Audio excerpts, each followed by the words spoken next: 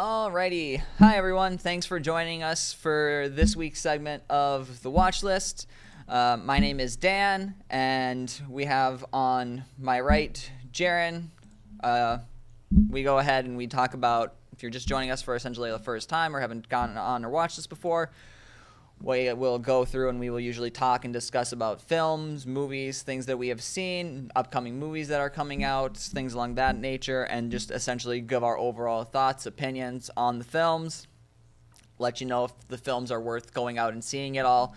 If there is an older movie that essentially we have gone to see or done a review on, which we'll get into pretty much here, for instance, because we do have a 2-for-1 movie that we're doing today, since it was a little bit, we felt, of a slower week for movies. Yeah. But usually what we do is we give movies kind of a, if we think we should go see it in theaters, wait for it to come out streaming or skip it. And then for any older movies, we'll kind of let you know what our thought process is on that when we get into that. But for our first movie that we went to go see, we saw a newer film. We went to go see Faces of Death 2026. Yeah. And, well, Jarron, let's just get right into it. Well, what did you think of Faces of Death? This movie was trash. It was abysmal. I honestly, I struggled to get through it. It was slop. Yeah, I did not have an enjoyable time. Like some of the other movies that we've gone and seen, I've at least had some semblance of enjoyment for. Yeah. This one, I was just kind of like, man, I don't want to be here anymore. It was really getting on my nerves, and like, I'll just get right into the audience that I had. I had 7 people in my theater showing, and I don't remember how exactly long this movie was. So I think it's like hour and 37. Hour 30. Yeah. I got probably, I think, 30, 40 minutes through the film, and I had 2 people walk out and just never come back. I mean, yeah, no, when you, like, my theater was a really weird experience, too. Because, I mean, like, I had 3 older people, and it's like, I don't know, it did not seem like an older person movie. It's a very, well, actually, I was going to say it's a horror movie, but it's not a horror movie. They marketed it as a horror movie, and it's not. That's my first big issue. Yeah. The marketing was atrocious. Because the original movie, Faces of Death in 1978, which is one it's based off of, is like a documentary style shot film where it's just a bunch of ways of gruesome, like, deaths and just killing of people and animals. Yeah. And a lot of people thought it was real, and it got banned in a lot of states. You can buy it on like DVD now and stuff like that. And then this one basically plays off of that film, and someone is making an homage to that film, a serial killer. Yeah, a copycat killer. Yeah, and it's just stupid because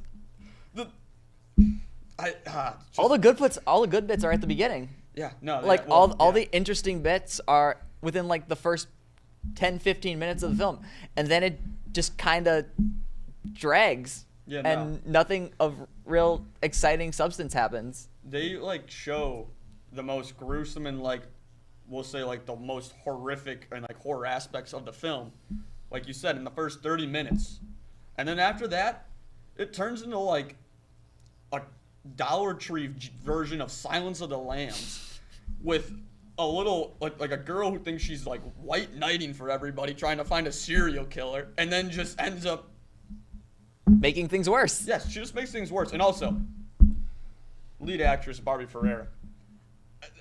That was a horrific performance. Yeah, her acting was not. I was really actively good. rooting for the serial killer in the end. Yeah. I hate to say it, I was, because he was doing such a good job. He might as well just keep doing it, because she didn't deserve to figure it out. Yeah, she did. Her performance in this film was just really, really bad. And I don't know if it's a mix of script, a mix of direction, or a mix of what, but something was not working with what she was putting out. It was bad. There's a scene at the end that's supposed to be like really serious, and it's just very comical. She just screams. Yeah. She like wins and she screams. Yeah. She just screams, nah! And it's like, And it's a horrible scream.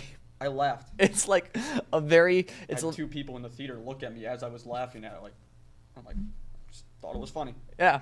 It's a very funny scene that's not supposed to be funny because it just does not work really well. I just don't understand where they were going with this at all. Because, like, they wanted to say something, but then in the end, it doesn't. Like, their point just falls flat. Yeah.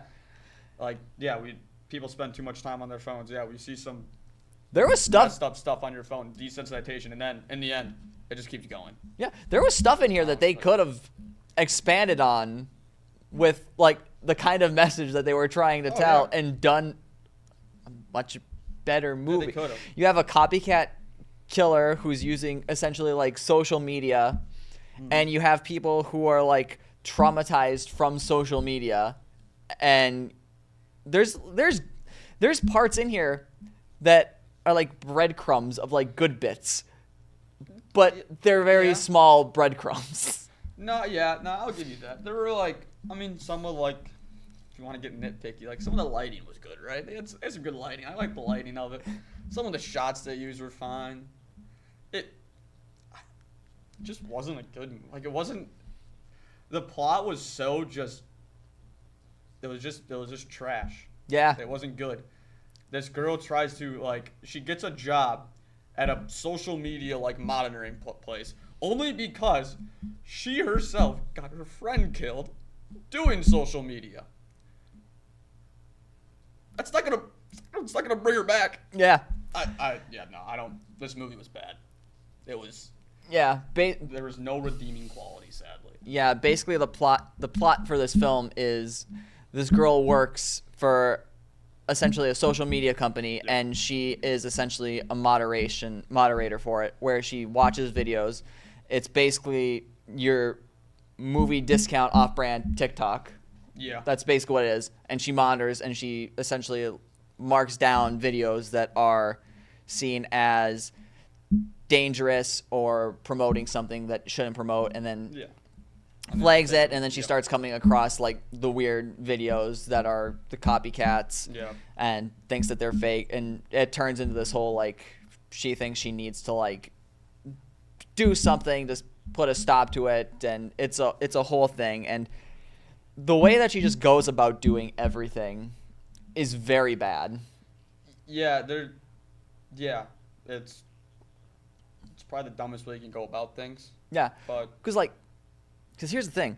She tries to do this like, and we won't get like too in depth with like spoilers or anything, even though I don't really think there's much you can really spoil about this very generic it's horror film. You can figure it out in the first 10 minutes of the movie. But like, she gets information. She has videos. Yeah. And she's gone to police. Yeah. And she doesn't go back when she's got videos. Yeah. No, yeah. I don't understand her thought process. I mean, you could also get into the fact that she tries to make a trade with this man at one point and just falls for the like, thinks it was gonna be a transactional, just a regular transaction here with a serial killer. She thought nothing bad's gonna come from that, because you can just make trades with a serial killer and be like, okay, we're good, we'll go our separate ways. I know everything about you, but we'll go our separate ways. Yeah, everything will be fine. I will admit, there was one redeeming quality. Doc Ray Montgomery, as a lot of people know him as Billy from Stranger Things, he was good. Yeah, I liked him. I liked his performance as. He was he was good. He was one of the better actors in this film. He was. Was he the only redeeming quality? Yes. Yeah. Fair. Yeah. No, there was nothing else that was slightly entertaining about this movie. I like the acting from like the main girl's roommate, but like that's also not very much in the film at all. He's got like 10 lines. Yeah. I mean, if you're looking for if you're a horror fan, I guess, and you're really deprived of all things horror, I wouldn't see this. Yeah. Because it's not horror. It's a thriller I don't know. disguised as a horror. And It's not even a good thriller. well, no, because you figure it out in the first 10 minutes. You're not wrong there. But like there's like even with like good thriller, you can still feel like some like oh Tension. crap like yeah, like in like the Halloween films there's like a bit of like thriller and like horror mixed in there, but like yeah, you get nothing in that like in this film at all. No. And it's just kind of like oh look, there he is. yeah, no, like this movie was a waste of time. I wouldn't recommend it to anyone really until maybe it comes on streaming and you're like I said. Then if you're really just bored and you're like, I need to waste an hour and 37 minutes of my life doing something non-productive, watch this movie. Yeah. And you'll have a great time because it's bad and you want to have a bad time. I guess if you're putting this movie on. And I mean honestly, I think there's even other really bad movies that you could watch and have a more enjoyable time with. But like I'm kind of in like the same boat. I don't think you need to go see this movie in theaters at all. It's a waste. It's not that good. It's probably gonna be gone. It should be gone by this week. It shouldn't even be theaters anymore. It should be gone pretty quickly. I don't think it is actually. Yeah. But like it's gonna be gone within a week or at the end of like this week most likely. Because like when you get to like these types of films, these more like kind of like budget-esque smaller films. Yeah. They're usually only in. No, they have a short shelf life. Yeah, because they aren't in very long. They don't get put into mini auditoriums in the theaters either. Which for this movie, it's a good thing. Yeah. Because this one, we hopefully won't get another one like this. Even though the way it ends, I guess it kind of it could go a sequel. I guess they really wanted to. Yeah. I would be really angry if they somehow get the money, the studio backing for a sequel. Hey, I'm gonna be angry. I'll boycott it. Hey, they do have the line here saying that everybody loves remakes. Yeah, no, it's so meta, it's so fun. Everybody loves remakes because that's what we're doing here. We're making. That movie was so bad. I wish I could have walked out of it. I really do. I've never walked out of a movie. I thought it'd be a fun time to do it. Yeah, this was one you wanted to go watch too. This was the one you recommended out of the films we had. The only reason I'd recommend it, first off, slow week. It is a slow week. Secondly, I kept seeing like ads and like marketing for it on like social media and stuff. Which, clever. We get it. So I was like, why not? Why not give it a try? It'll be fine. We'll have a fun time. It couldn't be that bad. It was that bad. I looked at my phone halfway through to see how long this movie was, just to make sure like it wasn't over 2 hours. Because if it was over 2 hours, I would have. I was getting drained near like the halfway point. I mean, like I said, if you're gonna do shock value, lead into it even more down the line. Don't just leave off with like what they did early on, which wasn't even that shocking. Yeah. Sadly. It was just the more creative aspects, because the creative stuff's at the beginning, and there's nothing else creative throughout really the rest of the film, which is, I guess there's one more final like creative thing in like the middle, but that's about it. And it's but you can skip this, you can stream it, you can do we probably wouldn't recommend going to see it in theaters. No. But Don't spend money on it. But with Faces of Death out of the way, we are going to do our second movie that we went and saw, which was Anaconda, which was the 1997 version. Yep, released last week, back in 1997. Yep, which is why we went and did Anaconda as well, since it was a slow week. It released around the same time in 97, so I thought it would be a little fun thing to do. Yep. Now, I also think this movie is bad. Hater. I also think this movie is bad, but there's a difference with Faces of Death. I think that's just bad. I think Anaconda's fun bad. I'll give you that. I guess I can give you that. Like, I mean, like, yeah. Like, there's stuff in this film that looks really bad, even for when it released. Hey man, '97, the CGI back then was a tough transition. Yeah, but like I can't defend that. I can't defend the CGI. I mean, we can probably spoil this movie. I mean, if you haven't seen this movie, I guess you're missing out on a classic. I mean, you're not missing out on much. It's Anaconda. People are in like. We're in South America. Yeah, we're in South America. There's a giant snake. The snake's trying to eat people. Well, the only reason it's trying to eat people is because they blew up the barrier protecting it.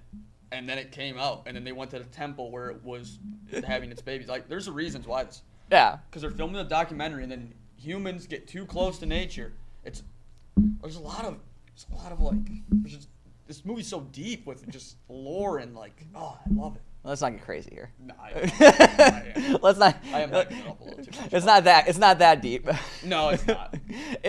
It's your average like big monster movie. Yeah, no, it was. But it's still a fun bad movie. No, exactly. Like I said, if you see this movie on, you gotta watch it. If you haven't seen it, just because you get Jennifer Lawrence, Ice Cube, Jon Voight, Eric Stoltz, a young Danny Trejo. You get all those guys going head to head at probably their worst performances of their careers, going head to head, and it's great. It's great. You get Jon Voight doing a Colombian accent. That accent's bad. So good with his gray ponytail that's down to his shoulders. Oh, I love it. You're telling me you hate on that? He's going crazy. He's telling the crew hey man, we gotta catch these snakes. We're gonna get $1 million if we do it. You're telling me you don't like that? Oh, I also forgot Owen Wilson. Owen Wilson's also in this movie. It has it all. This has it all. I like the accent, but the accent's bad. The accent is it's so funny. I love it. I actually love it how bad it is because it's so over the top and I chuckle every time he's calling people out. It's so funny. Oh, I love it. Yeah. The acting in this is generally awful. It's not good. I blame the script. That could also be. I blame the script. We got the best actors around. I feel like we'd want to blame more direction than script. No, I'm blaming the script. Because generally the director should tell them yeah, let's have a different take on that. No, the director. I think the way the movie was shot, man, was perfect. It kept me entertained the whole time. Yeah, I don't like that. I don't. I still wouldn't. I wouldn't watch this film again. I know you would because you. If this movie is on TV, you love this movie. If this movie's on TV and I'm just sitting there, Friday night, I'm just sitting there nothing's going on. I see this on, flip it on, and then it's just nice background noise. You get to hear this snake making dinosaur noises, dude. When you hear a snake making dinosaur noises, that gets you going. That gets you going because you don't know what you're about to see.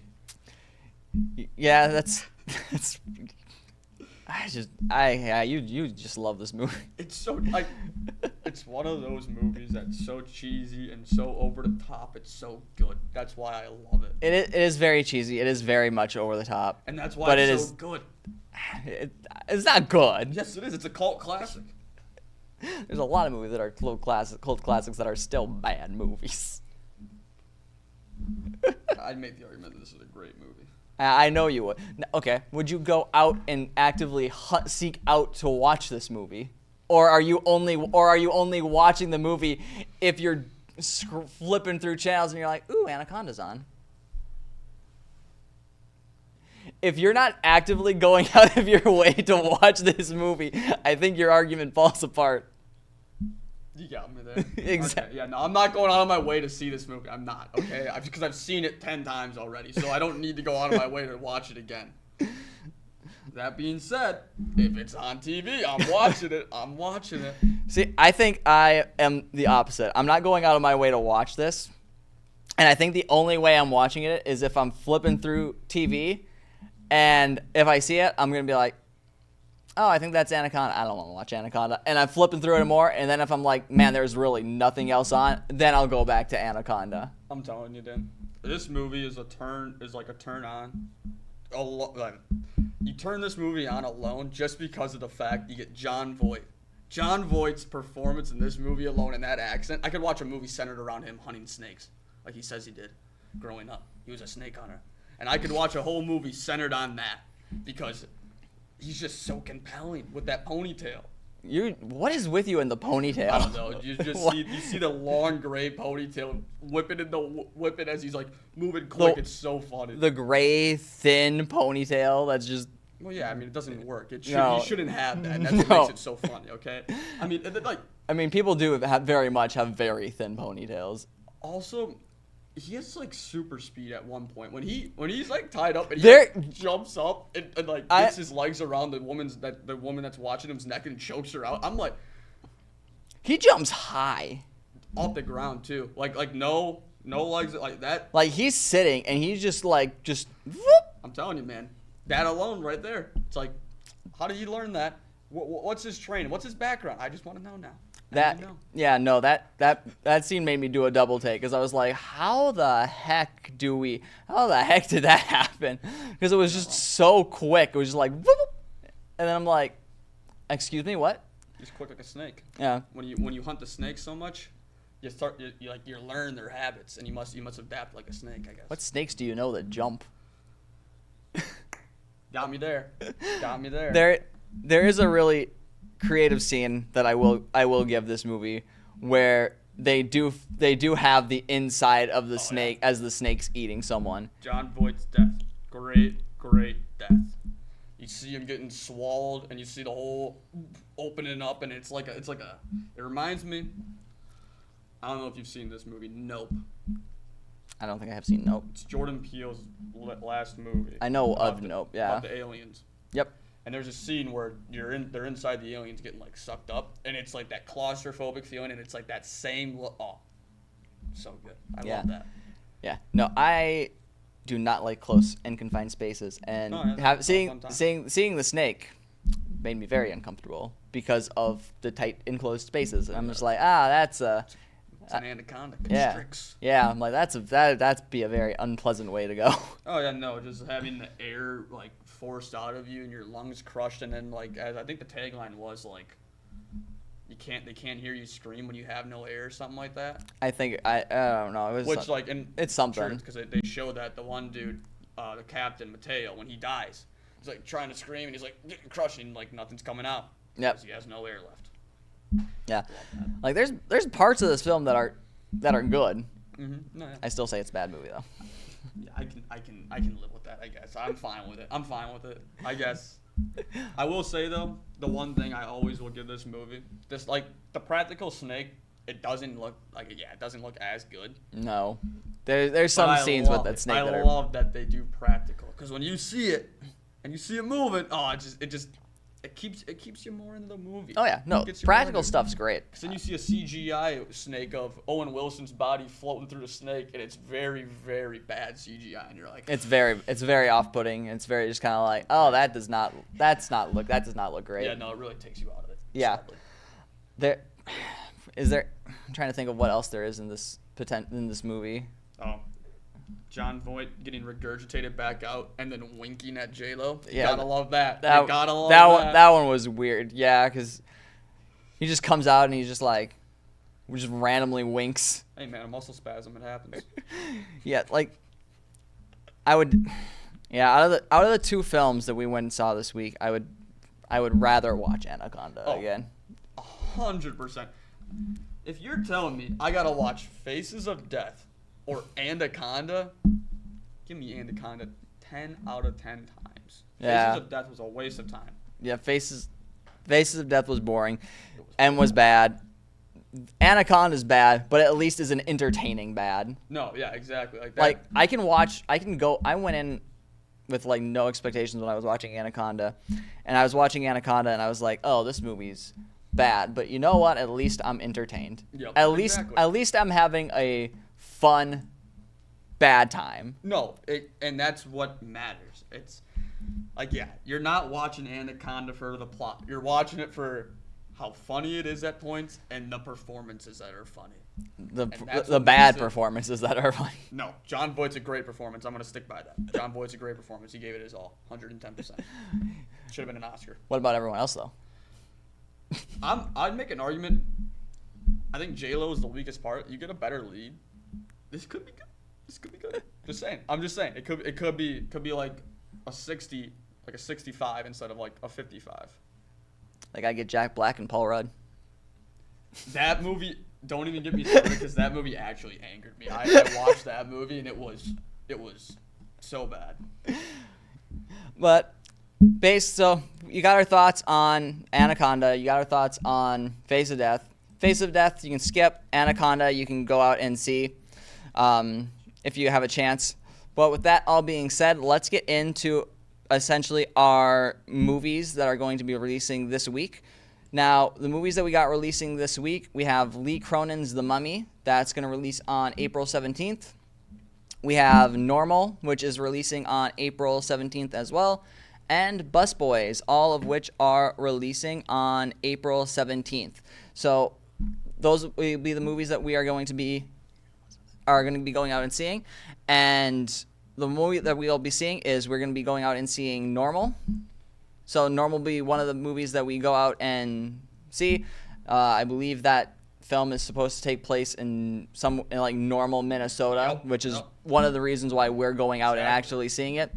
Takes place close to home, I'd assume. I'd assume it's northern Minnesota, which kind of close to here. Yeah. To a point, so yeah. But there is it's